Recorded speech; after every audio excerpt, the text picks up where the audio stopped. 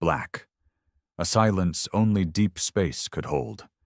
Cold light from a dying star bled across the edges of the Jutari scout ship, painting its hull in shades of burnt copper and ash. Inside, it was all function.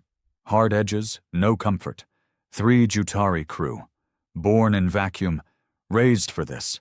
Bones light, skin a thin gray membrane designed to reflect radiation. No emotion, no waste. They had found it. Object signatures confirmed, the pilot whispered, though the others already knew. The sensor officer didn't blink. They didn't have eyelids. His voice was a dry rasp. Unknown formation 10 clicks from the helix drift. Heat levels. He paused. Elevated. Bleed ratios off scale. Human. The word cracked the air. The commander clicked his fingers once. A command to power down. Passive scan only. Jutari doctrine. Never engage human fleets. Observe. Report. Survive. He had never seen one. Only recordings. Only the aftermath. Scorched planets. Broken moons. No transmissions. Just black boxes with corrupted data. He leaned in toward the sensor display. There was no formation pattern. No hierarchy. It was a swarm. Asymmetrical. Slow. Like drifting junk. Hulls made from dead ships, torn space stations, asteroid fragments fused with reactor cores, but every ship was armed. And they were moving together. "Why aren't they jamming?" the pilot asked. The commander didn't answer. Humans didn't jam. They didn't hide. They didn't need to. He gestured again. "Send probe." A thin metallic dart slipped from the ship, trailing data threads. Silent. Invisible. Seconds passed. Then the lights went out. All lights. The ship didn't shudder. It simply died. No sound, no systems, no air circulation. Inside their suits, breath condensed. Panic was immediate, visible, not like humans who locked down when systems failed. Jutari froze. It was not protocol. It was fear. The commander reached for the manual override. Nothing. The system core was gone. Not offline. Gone. No data. No power. Not even static. Something moved on the view screen. A human ship. Closer now. Too close. They hadn't seen it. No lights. No signature. It was blacker than space. Its hull pulsed like it breathed. And across its surface, thousands of marks. White paint, hand-carved symbols, bones. Bones of aliens. Markings of kills. The human ship rotated, exposing its underbelly. Something opened. A slow, yawning iris of metal. The Jutari didn't run. They didn't scream. There was nowhere to go. And then the sound came. Low. Deep. Not mechanical, not natural. A sound like iron being scraped across a frozen lake. It echoed through nothing. Through systems that weren't even online. It wasn't a weapon. It was a message. It was a warning. The commander understood it too late. Human ships weren't built to be elegant, or fast, or clean. They were built from memory, from vengeance, from loss. That's what powered them. The Jutari scout ship began to fracture, not from outside, from inside, heat. Systems bleeding into one another, gravity folding in wrong directions. Time stretched, compressed. Just before the commander's helmet cracked, he saw one last thing. A figure standing on the hull of the human vessel. No suit, no armor, just flesh, frostbitten and raw, eyes glowing like furnace embers. Watching. He didn't wave, didn't speak. He just watched as the Jutari were unmade. And somewhere in the deep dark, another fleet began to move. Human. Relentless. Silent. The council chamber sat buried beneath 20 kilometers of ice, on the third moon of Vex Cole. No windows, no sound from outside. Just sterile light, rows of black stone seats, and the cold. They met in circles. Always circles. No hierarchy. No comfort. Vor Talon, speaker for the Krith Dominion, stood with hands folded behind his back. His skin shimmered with a faint wetness, a byproduct of the Krith respiratory membrane. His voice, when he finally spoke, was calm and clinical. "Repeat the transmission." The technician obeyed. There was no audio, only telemetry. A Jutari scout vessel entering System 9AO under stealth protocol. Then silence. 31 seconds later, system blank. No distress call, no signature decay, no debris, no beacon. Just gone. Vor didn't blink. Krith physiology lacked eyelids. "Any trace?" he asked. "None," said the Tarkin delegate, its voice filtered through a metallic collar that helped vocalize its thoughts. "We dispatched 2 beacons." Both returned garbled noise, spectrum corruption, radiation spikes. Then nothing. A low murmur rippled around the chamber. It was the sound of fear, dressed in the robes of bureaucracy, hidden beneath layers of protocol. One delegate spoke what the rest thought. "Humans." The word struck like a pulse. There was no evidence, no sightings. But it didn't matter. It never did. When things vanished without warning, systems, colonies, fleets, the galaxy knew. Humans didn't conquer like others. They didn't spread. They didn't colonize in spirals of influence. They moved in shadows, hit like thunder, then disappeared again. And when they acted, there was never a warning. Just aftermath. Vor finally turned. His voice was dry, measured. "How far is System 9AO from established Krith borders?" 17 light cycles, said the technician. Unprotected. Low priority. Vor nodded. He already knew what was coming. The council would stall. They would form committees, open investigations, call for probes, assign sub-councils. It always played out the same. Words in place of action. Silence instead of steel. He stepped down from the platform. "I request audience in private," he said. "No private audiences during crisis review," barked a thin, veined creature from the Lekth Alliance. "Council transparency must be—" Vor didn't stop walking. The doors hissed open before him. The council continued debating long after he was gone. No decision would be made. Not one that mattered. 12 hours later, in a chamber below even the council vaults, Vor met with one of the few beings in the galaxy who had faced the humans and lived. His name was Commander Threx, once of the Boer Coalition, now disavowed. No military, no command. Just silence. He sat in the dark. Not by choice, he simply never turned on the lights. Not anymore. Vor stood at the threshold. "I brought the data." Threx said nothing. Vor approached, placing the slate onto the table. The display flickered with proximity. Scout ship, System 9AO, signal loss, unreadable spectrum distortion. "It's the same," Vor said quietly. Threx didn't move. His voice was hollow, scarred. "You didn't call me here for confirmation." "No. You called me here to ask if there's anything we can do." Vor didn't speak. He didn't need to. Threx exhaled slowly. "Then I'll tell you what I told the others. The humans don't fight wars." A pause. Cold, heavy silence. "They end them." Vor stiffened. This was a scout vessel. They didn't engage. Threx turned then. His face was lined with faded burns. Half his jaw had been replaced with artificial bone. One eye, dead and black. "That's the point." He stood. Not tall, not broad, just solid, like stone that refused to erode. "They knew it was there," he said. "They let it come close. They waited, and then they erased it. Not out of fear, not even for strategy." He looked straight through Vor. "They did it because they wanted to."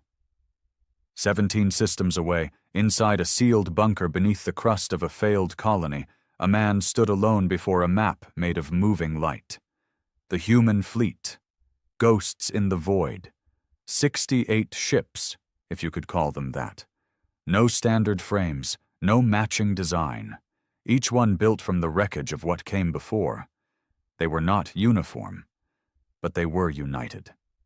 Commander Arlen watched the map without blinking. His eyes were dry, red at the edges. He hadn't slept in 2 days. He didn't need to.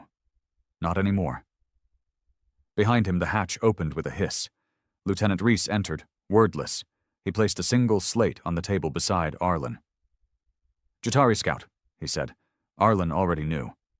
"Outcome?" he asked. Reese hesitated. Then, "System collapse?" "No survivors." Arlen nodded once. "Good." There was no celebration, no pride, only silence.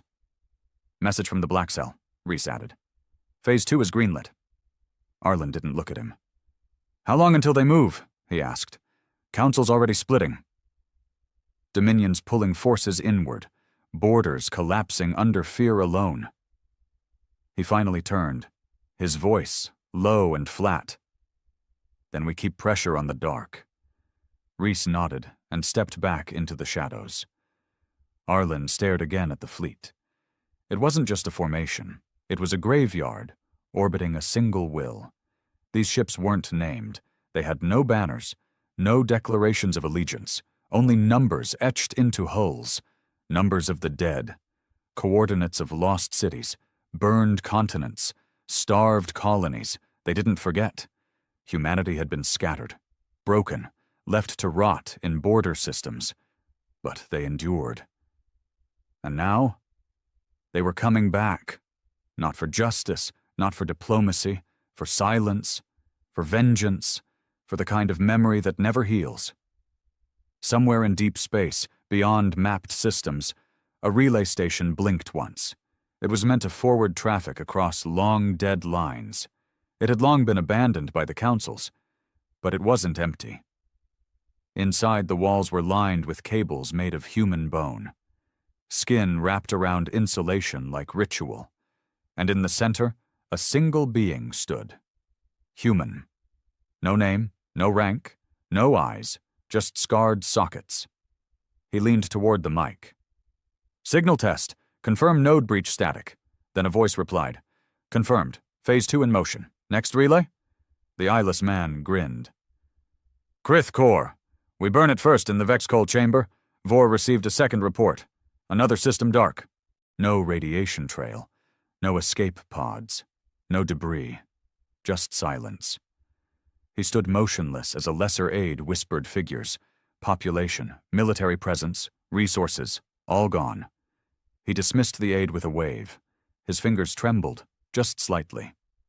Outside the council, riots had begun. Not protests, riots.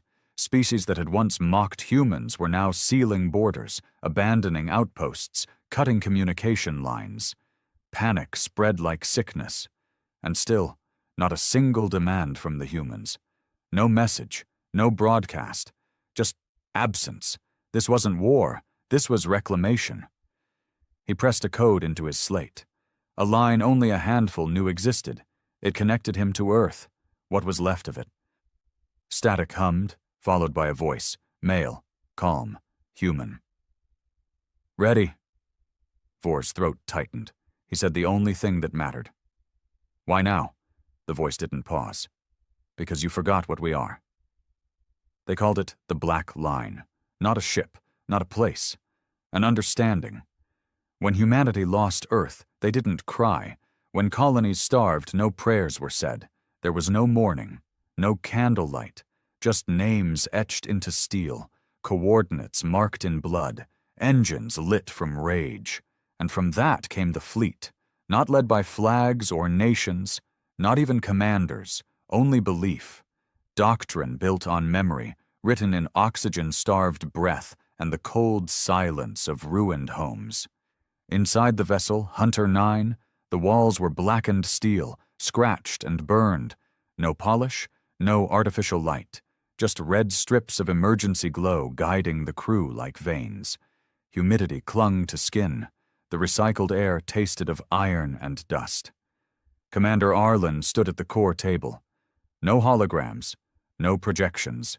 Just hard wire connections, flickering readouts, and a heat map of the Krith defense network, still pulsing with life. Not for long. Drop confirmed. 38 minutes to target space, came a voice behind him. Reese again. Tactical lead, sharp, cold, loyal. Arlen didn't turn. Krith node? 3 orbital stations, 24 frigates, 1 command carrier, automated defenses, AI-linked time to blackout. 20 seconds after breach, no comms, no escape, no survivors. That was the plan. Every system, every time. Arlen stepped back from the table and crossed the command deck. No crew saluted. No one even looked up. Respect wasn't shown here. It was earned. He passed the Hall of Names. A narrow corridor between bulkheads. No lights, just etched plates, 6 inches by 3, pressed into the wall by hand. Each one a death. Not heroes, not martyrs. Losses. He ran a gloved hand across the plates as he walked. His pace slowed. 17th of March, 1989, Child Unit 12, Starvation, Outpost Red Vein, 22nd of April, 1991, Cargo Ship Thresher, Airlock Sabotage. No survivors. April 7th, 1992. Humanity revoked from Council vote. Earth listed collapsed. He stopped at 1. February 1st, 1994. Ryan Arlen executed. Failure to cooperate his brother. His blood. They hadn't even used a weapon, just exposed him to vacuum. No screams, just cold. That was how Krith punished the Defiant. Now Krith would learn what defiance really meant. Arlen walked to his quarters. No luxury, no soundproofing. Just steel and silence. A photograph was bolted to the wall. He didn't look at it often, but he didn't remove it either. A planet, half burned, half blue. Earth, as it once was. He sat, pulled the latches on his armor, pulled off gloves, let the chill in. Then he closed his eyes and waited. 37 minutes later, the fleet burned into orbit. No warning, no signals, just presence. To the Krith, it must have felt like gods falling from the dark. Inside Krith Core Node 7, alarms rang in broken harmony.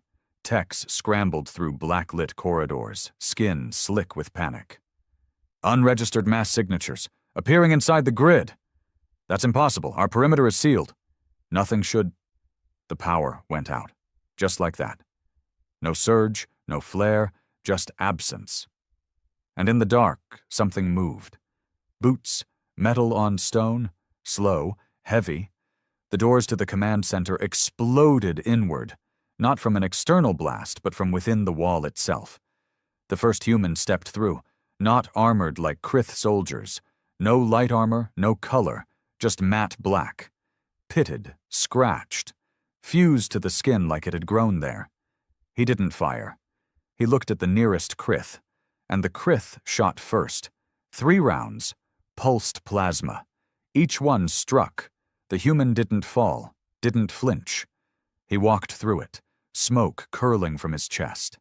Then he raised his weapon, short barrel, rotary core. It screamed once, just once. And then the Krith commander was gone. Not killed, erased, a red smear against the ceiling. The other humans followed, like shadows pulled from broken light. No voices, no chatter, only breath. Within 8 minutes, Node 7 fell. Not a single human dead. In the wreckage of the Krith command deck, Arlen stood over the shattered data core. He wasn't here to collect information. He was here to burn it. Broadcast live feed, he said. Reese tapped 2 keys. A single pulse went out. Council systems received it. It showed Node 7. Burned. Red. Scorched. And Arlen standing in the middle, blood on his armor. He said nothing, just stared into the lens, and then he cut the signal. Across the galaxy, panic tore through the high seats of the council. Delegates abandoned posts. Retreat codes were activated. Refugee fleets were denied entry. On Lekth Prime, a general strangled his own ambassador in the middle of a press chamber, screaming, "You brought this! You did this in the Krith Dominion. Capital worlds cut power to outer colonies to preserve core systems. Even their gods were silent, because they remembered. 100 years ago, they starved Earth. They called humans unfit. They dropped sanctions like bombs. And when Earth broke, they watched. Took what was left, studied it, dismantled it, but they didn't kill it. And now that mistake was coming home. Inside Hunter 9, Arlen sat alone, his armor off, his hands red to the wrist. He stared at the bulkhead, not in thought, not in grief, just in memory. Every world they destroyed was a name removed from the wall. Every station burned was a body avenged. And they weren't even close to done. Outside the fleet, Krith carrier remnants floated like shattered teeth. Flames danced silently in the vacuum. Escape pods had been disabled before launch. Life support vented. No mercy, no survivors. On the edge of the battlefield, a relay beacon blinked once. Inside it, a child, no more than 9, bare skin, scarred scalp, human. She wasn't speaking. She was listening, to a voice only she could hear. "Wait here," it whispered. "Watch. Learn." The child nodded, and in her hand, a blade. Back on Vexcol, Vor Talon locked himself in his office. He watched the live feed again, paused on the human commander's face. Not rage, not glee, just stillness. The stillness of a grave. A report blinked on his desk. 12 more systems dark. No answers, no trace. He stared for a long time, and then wrote a single word on his slate. Extinction? The AI refused to process it. Too late. He used to believe they would listen. Admiral Theron of the Lekth Ascendancy stood alone on the edge of the command platform, his spindled hands pressed behind his back, watching the void beyond the shield glass. The stars did not move. The fleet did not move. But the silence was growing louder. "Transmission?" he asked. His voice cracked, not from age, but from the weight of shame. "Yes, Admiral," came the soft reply. The Lekth officer behind him, small, hunched, still too young to know the guilt Theron carried, handed him the pad. 12 more systems. Human fleet contact. All dark. No survivors. He stared at the last one. Rane 4, agricultural world, unarmed. 17,000 civilians. Burned in minutes. No defenses, no reason. Except one. History. Theron turned to the comms platform. His decision had already been made before he entered the chamber. "Open direct line to the Black Fleet." The technicians hesitated. "Sir, they have no known diplomatic channel." "Open it anyway." After a moment, static filled the bridge. Nothing else. He stepped forward, back straight. Claws locked behind his back. His voice dropped into the core of his chest. "This is Admiral Theron of the Lekth Ascendancy. I am speaking not as a commander, but as one who remembers." He swallowed. "In the years of Earth's decline, I voted. I authorized trade blockades. I approved the embargo on fusion cores. The words stuck. Not from fear, but because they felt heavier now than any weight he'd carried in war. I believed we were securing peace, but we were feeding it death. You starved." We looked away. He paused, breathing slow. "I say this now. The Lekth Ascendancy surrenders, unconditionally still silence." He stepped closer to the mic. "We will dismantle our fleets. We will open our systems. We will disarm every orbital line. We ask only that you spare our civilians. Leave our children their sky." His claws shook. Then the static changed. Not a voice, a pulse, low, deep, final. Then the screen lit, and Admiral Theron saw his own face staring back at him, old, thin, hunched. Behind it, the face of Commander Arlen. No sound, just his image, still, watching. Then it faded, and the stars turned black. On Hunter 9, Reese lowered the feed. "Transmission logged," he said. Arlen didn't move. "Orders?" Reese asked. The answer came like a sigh from a wound that never healed. Proceed. No hesitation. Not even a flicker of doubt. Humanity didn't come back for negotiations. They came back to clean the graveyard. The first of the Lekth colonies burned before warning could spread. No orbital strikes, no messy sieges, just entry and silence. Dropships fell like falling teeth, breaching the upper stratosphere with no sonic signature. By the time Lekth Ground Command activated planetary shields, the systems were already compromised, their cores overheating from within, fed back by infected satellites the humans had planted months ago. Theron received the report as he stood before the Council of Nine. He read it once, then removed his badge, let it fall, and walked out. The Lekth had always believed in precision, in logic, but logic didn't survive grief. From the darkness of deep space, Reaper-class ships emerged, taller than city towers, no markings, no propulsion trails, just slabs of reinforced alloy fused together from the ruins of Terra's broken orbit. They didn't fire weapons. They dropped silence. Satellites went dead. Orbiting stations failed. Lekth scientists reported neural bleed across every communication channel. It wasn't jamming, it was corruption. A virus not for machines, but for thought. Lekth language began to fracture. Syntax failed. Orders became impossible to issue. Entire colonies fell into verbal collapse. They couldn't even scream. Inside one such station, Commander Arlen stepped through a ruptured airlock. His boots echoed in a hallway filled with twitching Lekth. Not dead, not injured, just broken. A female cradled her own arm like it was a child. A technician was trying to breathe through their ears. One stood against the wall, repeating a word that no longer meant anything. Arlen walked past them all.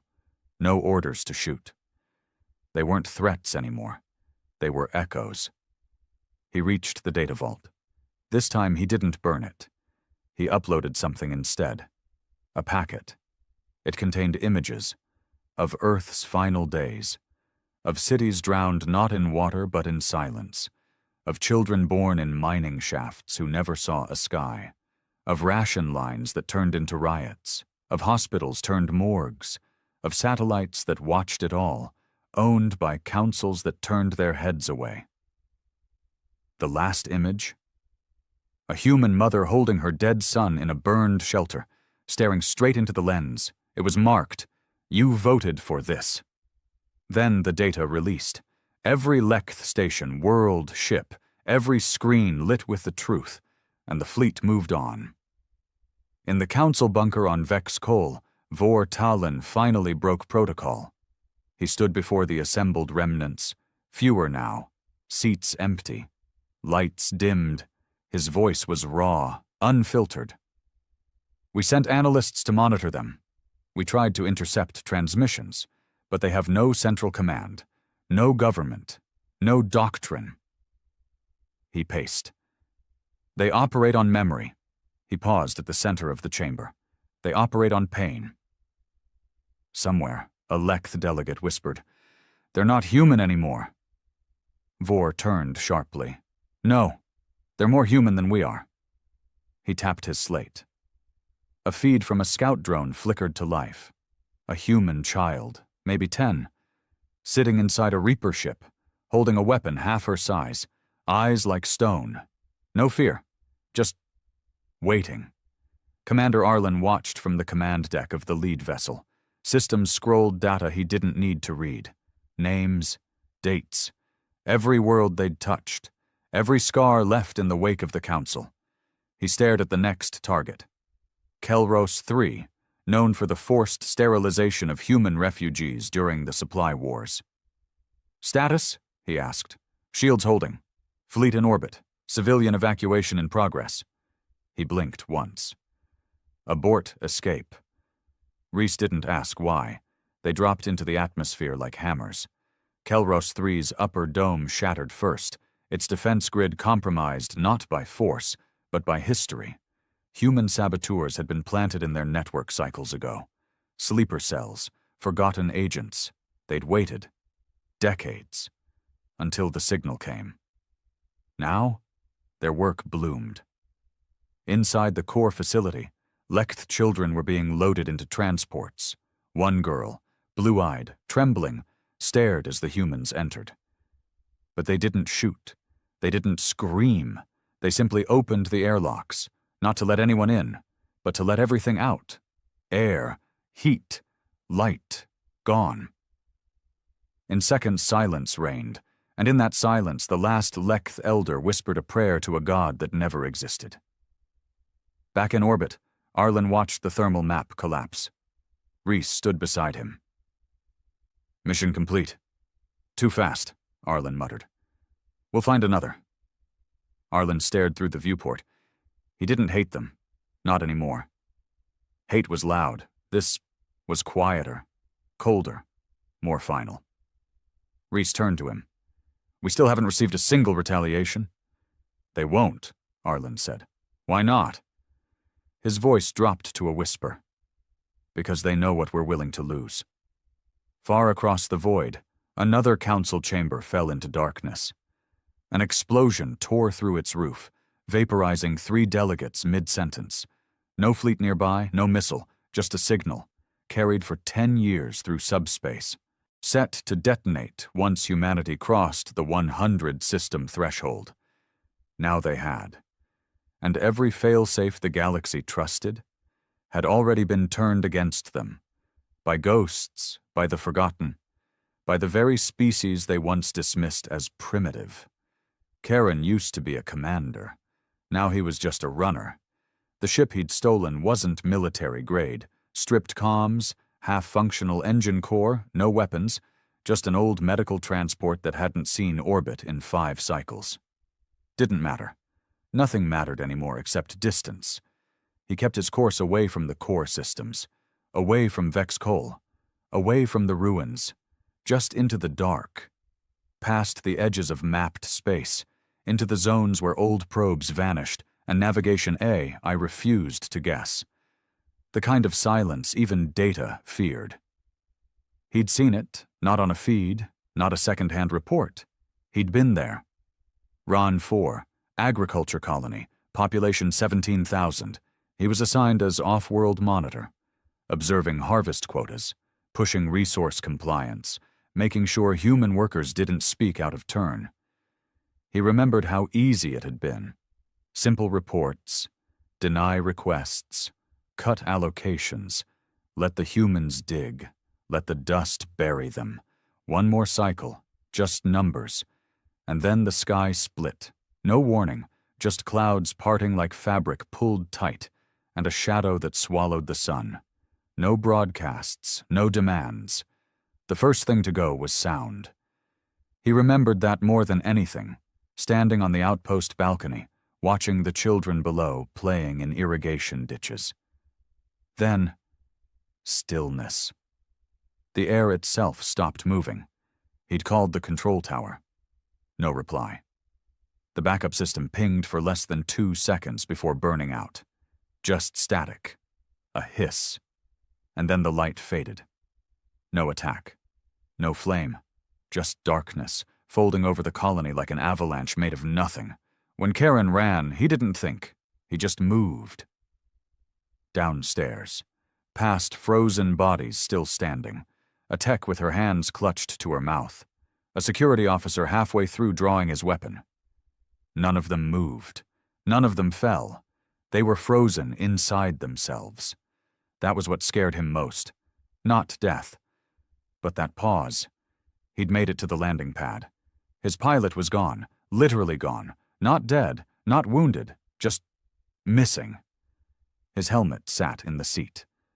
Full oxygen. Karen didn't care. He'd launched the ship with override keys. Took a hard burn out of orbit. Never looked back. That was 2 days ago. He hadn't slept.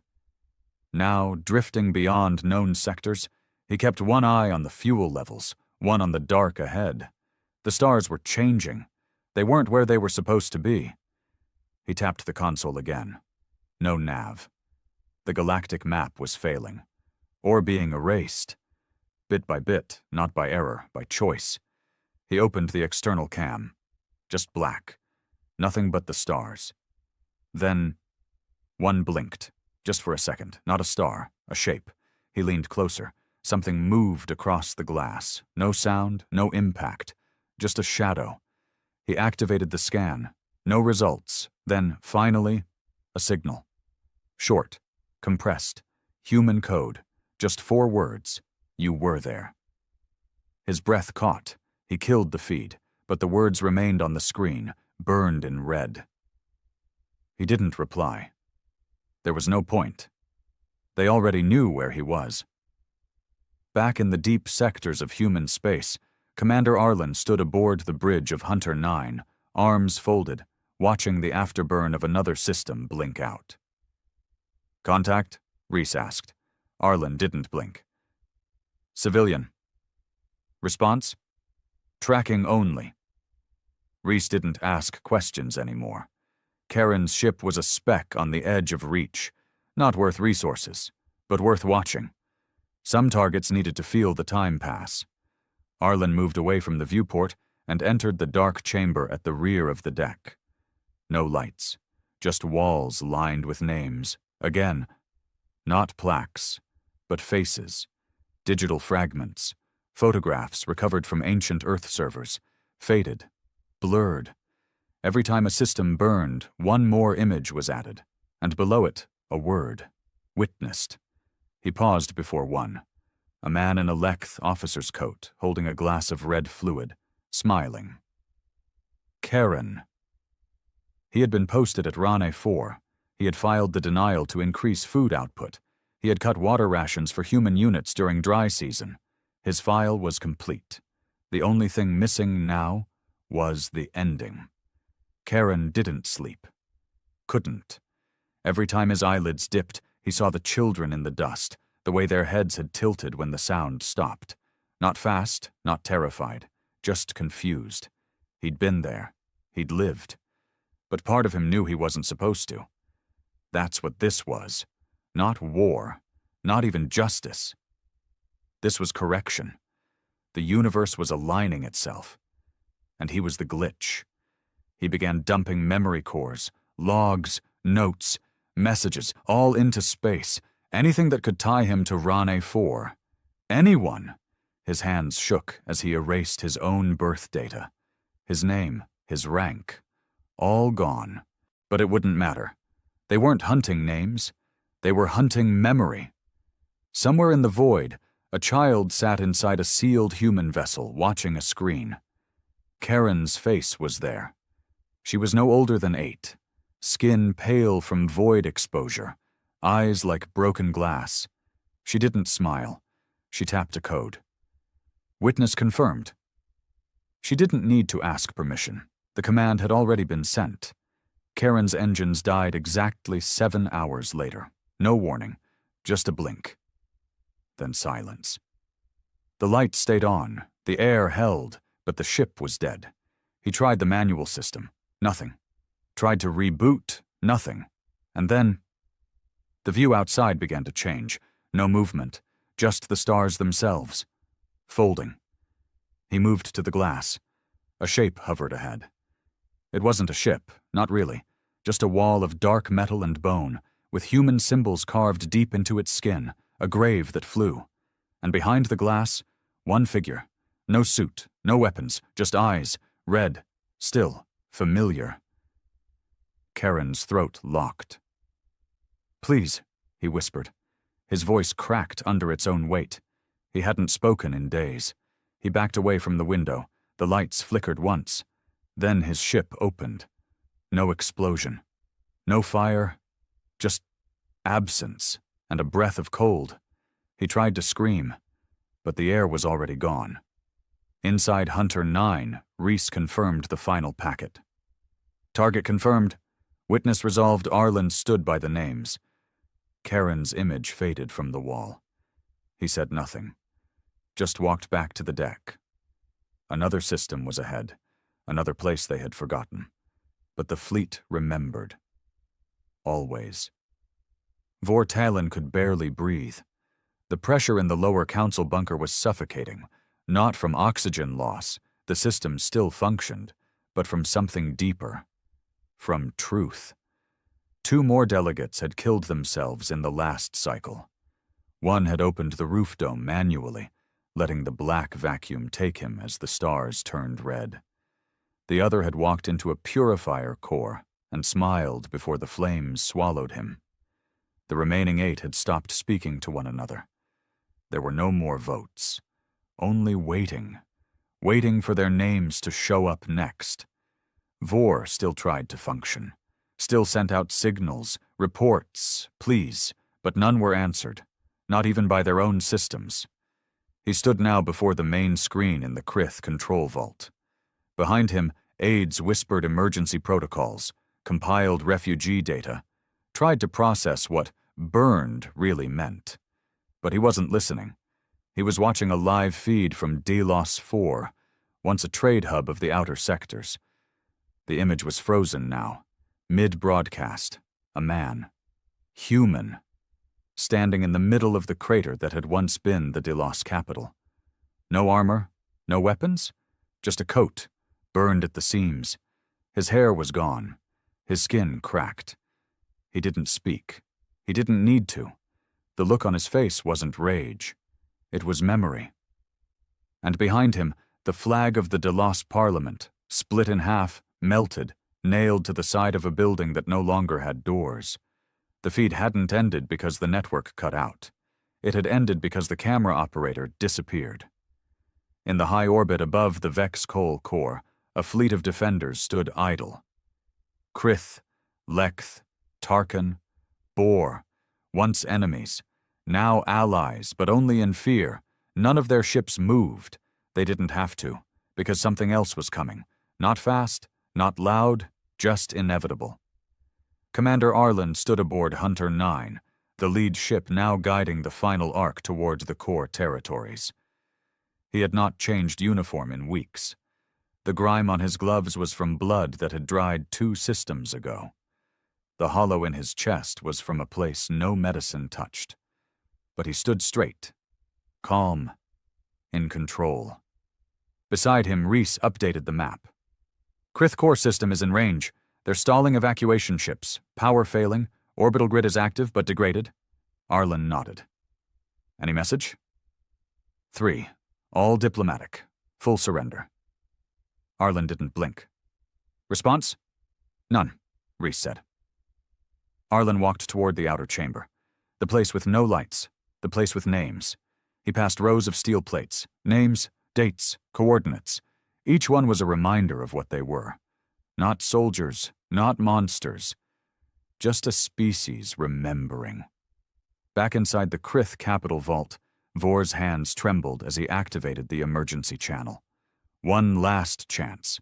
A frequency that had not been used in 100 years. It had no encryption. Just one line. To the ones who remember, to those who survived, we kneel. He sent it, and waited. A minute passed. Then 5. Then the screen flickered. No sound. Just a single message, scrolling in red. A memory does not forgive. Vor collapsed. Not out of pain, but from understanding. The human fleet didn't slow. They moved like ghosts through the Krith outer rings, systems failing before the first shots fired. Entire power grids shorted without a pulse weapon launched. Civilian transports lost course. Automated defenses rotated blindly, searching for targets that no longer had heat signatures. Humanity had learned. Not just how to fight, but how to erase. They didn't leave debris anymore. Just quiet. On the 10th day, the first of the Council planets fell. Not by war, by surrender. Voluntary. The planet Morsith, once the military anchor of the Tarkin Alliance, sent a broadcast to all frequencies. We will not fight you. We will not flee you, but we will no longer deny you. Then every member of their planetary leadership walked into the atmosphere without suits, and let the sky take them. In the aftermath, something changed. Not in the human fleet, but in the stars. Whole sectors began to go dark, not destroyed, abandoned. Stations self-evacuated. Borders were left open. Laws stopped being enforced. No one wanted to govern anymore, because there was nothing left to govern. Only the approaching truth. Inside Hunter 9, Reese leaned close to the command board. He noticed something strange. "Sir," he said, voice low. Arlen turned. Reese pointed at the map. "Sectors are going dark before we get there. Civilian AI shutting down, auto systems terminating, civilizations self-erasing." Arlen stared. "Why?" Reese answered without emotion. "Because they think we'll burn it anyway." Arlen nodded once. They're not wrong. But he felt something else. Not satisfaction. Not even vindication. Just wait. He returned to the name wall, stopped at one entry. Earth, total designation null, revoked by Council, cycle 87.12, and beneath it, a new line was blinking. Reclamation. In process. It wasn't about revenge anymore. It never had been. They didn't want apologies. They didn't want forgiveness. They wanted truth to live longer than the silence. Back on Vex Cole, Vor finally made his choice. He walked alone to the planetary comms relay. No guards, no aides. Just him. He entered the access code, activated the central dish, and opened all frequencies. Then he spoke. Not as a council member, not as a leader, just as a being who had lived long enough to regret everything. To those who walk in the dark, to those who never stopped remembering, you are not monsters. You are not ghosts. You are what we made, and for that we open the way. The council is gone. The silence is yours now. He deactivated the system. Then he sat in the snow, waiting. When the sky darkened, he didn't flinch. Above the planet, Hunter 9 dropped from orbit. No weapons fired, no shuttles deployed, just one pod. It fell slow, and when it landed in the ash fields outside the relay tower, a figure stepped out. Arlen. Alone. Vor stood as the wind picked up. They said nothing. Two species, two survivors, two sides of a lie finally ended. Then Arlen walked past him, into the building, and Vor lowered his head. Not in shame, in acceptance. That night, for the first time in a century, the stars over Vex Cole didn't flicker. They stared back. And the universe knew. Humanity was no longer asking. The stars above Vex Cole were different now, not because they had moved, but because something had changed behind them. On the command deck of Hunter 9, Arlen watched the void like it was an old enemy. The fleet held position across the rim of the core systems, silent, waiting, not for resistance. There was none left, but for something deeper. Behind him, Reese leaned over the console. His voice was low. "It's time." Arlen didn't respond at first. His fingers brushed the inside of his collar. There, tucked behind the armor plate, a rusted tag, half-etched, burned at the edges, a name once wiped from the records. Earth. "Coordinates confirmed," Reese said. "We're locked." Arlen turned, nodding once. "Bring her home." Across the fleet, commands spread like a breath held too long, engines lit without heat, hull plates sealed with names, no alarms, no countdown, no cheers, just motion. They moved through old drift corridors, through nebula clouds thick with ash, through the broken roots of long-dead colonies, and then the system. It didn't appear like other systems. Not bright, not radiant, just a pale, flickering star at its heart, tired, forgotten, and orbiting it, the planet, still whole, but not alive. Earth. Long ago they buried it, not with bombs or fire, but with shame. The Council had declared it voided. No travel, no recognition, no mention. Any AI carrying its coordinates was wiped. Any record bearing its name, destroyed. The humans who fled it never looked back. Not because they didn't want to, but because they weren't allowed to. The fleet hadn't been to Earth in over a century, but it had never left them. Every mission, every nameplate, every burned system, all of it led here. Now, Arlen stood again before the world that birthed him, or what was left of it. Rhys stood beside him. He said nothing at first. Then, softly, atmospheres decayed. No clean air. Radiation storms around both poles. Cities buried. Arlen stared at the surface. He could still trace the coastlines, still see the broken arc of what used to be the Atlantic. "It's still there," Arlen said. Rhys glanced at him. "What is?" Arlen's voice was steady. "The reason." When they dropped into the lower orbit, the world didn't resist. There were no old defense systems, no corrupted satellites, only silence and shadow. They landed in what had once been the eastern seaboard, coordinates pulled from ancient memory cores. Old cities, now buried under collapse and time. Arlen stepped onto the soil. It crunched under his boots, not snow, not ash, just memory, turned to dust. He walked through the ruins of buildings that no longer had names, past husks of transit systems, ruined towers half consumed by ivy and frost. And then he stopped before a single metal sign, half buried. He knelt, brushing the surface with gloved hands. Beneath layers of time, letters emerged. Washington, D.C. Rhys stood behind him. Silent. No salute, no speech, just presence. Elsewhere across the planet, drop teams spread. Not to conquer, not to destroy, but to recover.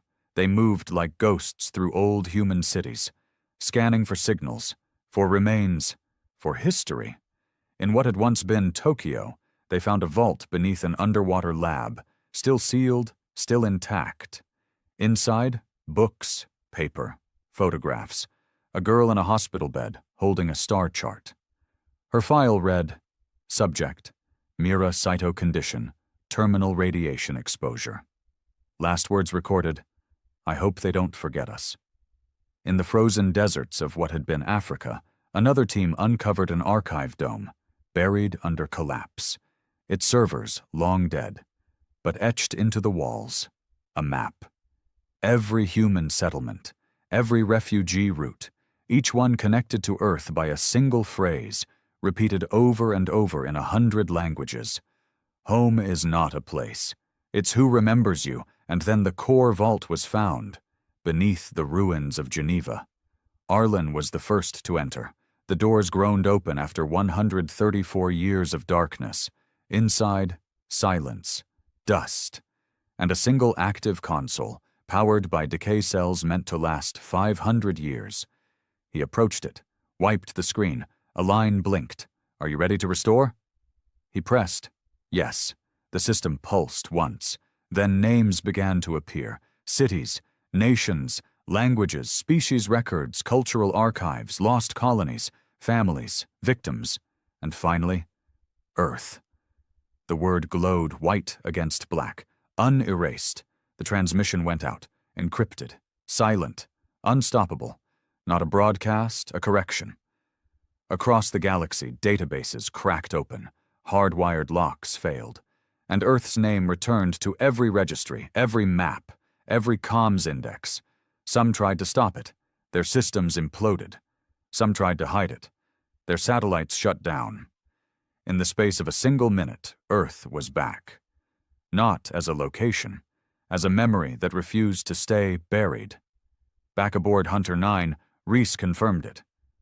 Every Council system now recognizes Earth, Arlen nodded. And the fleet? They're waiting. He turned to the deck crew. All of them? Rhys gave the ghost of a smile. Even the old ones. The ones we left behind, Arlen exhaled. All right.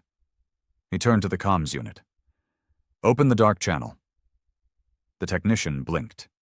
You mean, yes. For the first time in a century, the black signal was reactivated. No encryption, no voice, just coordinates. Earth. Out beyond the rim, In broken sectors filled with rusted ships and forgotten war orphans, old vessels stirred. Ships that hadn't moved in decades. Engines reignited. Lights returned. Silent crews. Humans thought lost to time, received the signal. And without a word, they turned home.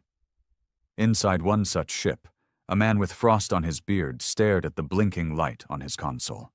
He reached out, tapped it once, then whispered. Finally. Arlen stood on the surface one last time before launch, looking at the horizon. The wind was thin, but it was still wind. He knelt, digging into the earth with bare hands until his fingers hit stone. There, he placed the tag, the one he'd carried for years, and spoke the only words he had left. We brought them back. Then he rose, turned, and walked into the light of the ship's belly. The engines fired, and the fleet rose into orbit, but this time it didn't move to destroy. It moved to protect. Earth was no longer a ghost. It was a beacon. From orbit, Earth didn't look like salvation. It looked like a scar that never healed. The seas were pale. Clouds barely formed. Pockets of green still flickered in cracks across the continents, but most of the surface was rust and ash. The old blue was there, but only faint, like a bruise under skin. Arlen watched it from the viewport of Hunter 9. He didn't speak. No one did any more unless it was necessary. The fleet hovered in a broken ring around the planet, not as a wall, not as a threat, as a vow that no one would ever erase it again, not with force, not with law, not with silence. Earth was back, but the question still burned. Was there anything left to come home to? Across the galaxy, signals flickered. The reactivation of Earth in the archives had rippled like a shockwave. In some corners, they burned it from their databases again. In others, they mourned it. Some called it prophecy fulfilled. Others called it a curse returning. But no one ignored it. Because you can't ignore a wound that never closed. Inside the central vault on Earth, Arlen walked alone. This place had once been the data core for the United Nations, buried beneath the Swiss mountains. The walls were cracked now. Roots pushed through old steel. The floor was flooded knee-deep with stagnant water, and the light came from bioreactive vines along the ceiling. But the servers were still here, or pieces of them. He stepped through the rubble to the core terminal. Reese was behind him, quiet. A technician had spent the last 3 days rebuilding the interface, not from memory, but from fragments etched into forgotten devices. And now the terminal pulsed with low blue light. "Try it," Arlen said. Reese keyed the command. A line of code scrolled across the interface, ancient encryption, then a prompt, UN archive restoration. Status, suspended reason primary node lost. Override? Y in. Arlen stepped forward. Pressed. Y. A moment passed. Then the screen lit up. Logs began to flood the room. Video, audio, text. 2023, ecological collapse worsens. 2025, Mars colonies officially fail. 2029, the final drought begins. 2031, global governance revoked by vote. 2037, United Council enacts isolation protocols. 2041, human access to food supply suspended. 2042, Earth removed from galactic register. Arlen watched them scroll, line by line, not because he didn't remember, but because he needed to see it said aloud, that it was real, that they were right to come back. And then the final line came. One no one had ever seen before. A message buried in the last log. Not from a soldier, not from a leader. From a maintenance worker buried in a subroutine of the last earthbound server. They're going to forget us. Don't let them. The signature was a child's name. Mira Saito. In the command hall above the vault, the highest-ranking human captains gathered. Most didn't wear rank anymore. Their armor was mismatched, their faces hidden behind helmets or scars or time. But they stood together. Arlen entered and nodded once. That was all they needed. They all knew what came next. No declarations, no new flags, no demands. The galaxy had already been changed. The systems had been burned. The memory had been restored. There was only one thing left to do, and no one wanted to say it out loud. So Arlen did. "We stay." One of the captains, an old man with a breathing mask and no visible insignia, stepped forward. "And what of the others?" Arlen turned to him. "They'll follow their paths. Some will scatter, some will rebuild, some will wait. And us? We guard." A silence settled. Not fear, not reluctance, just the weight of permanence. Another captain, a woman with a prosthetic arm fused from 3 generations of battlefield salvage, stepped forward. "Guard what? There's no population, no network, no defense grid." Arlen looked up through the vaulted window toward the dead sky and said what none of them wanted to admit. "We guard the memory." The reclamation protocols were activated. Ships broke formation and fell to the surface. But they didn't carry weapons. They carried seeds. In vaults, long buried inside cryo-sleep decks and gene banks, lay the DNA of every species that once touched Earth. Not all survived. But enough did. The forests would grow again, not fast, not bright, but slow and quietly. Above, the outer rim patrols watched the galactic fringe. Many systems didn't approach. Some sent emissaries. Arlen never answered them, because there was nothing left to say, not after the galaxy allowed them to starve, not after Earth had been forgotten. Now, humanity spoke in silence, and silence said enough. Back in the data core, Reese sat beside the terminal. The logs were still playing. He found one, deep in the archives. A video file. Time-stamped, February 9th, 2042. Title, "Last Day at the Shelter." He opened it. The screen flickered. A human child sat in a metal hallway. No shoes, holding a stuffed animal. Behind her, smoke. Screaming. But she didn't cry. She whispered something, almost to herself. "We're not gone. We're just waiting." Reese paused it. Arlen stood behind him, watching. He said nothing.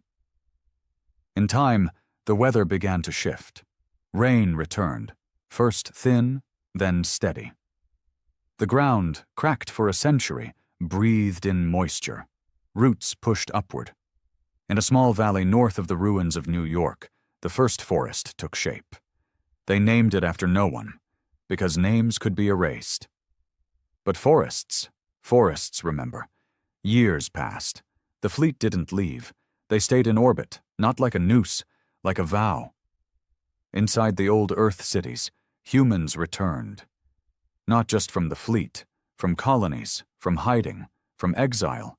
Some born in space, some born in chains, but all human. And when they stepped on soil, they didn't cheer. They knelt and pressed their palms to the earth, like they were touching an old friend who'd been asleep too long. Arlen never took off his armor again, even as the air cleared, even as green returned. He stayed in the high tower above the Capitol ruins, now rebuilt with no walls, no flags, just names, carved into the stone, not to honor the dead, to remember the living. The final message he recorded was never sent. It wasn't meant for the galaxy. It was meant for the child in the archive video, the one who said, "We're just waiting." He sat at the console, eyes dim, voice low. "We remembered. We came back. We made them see. But more than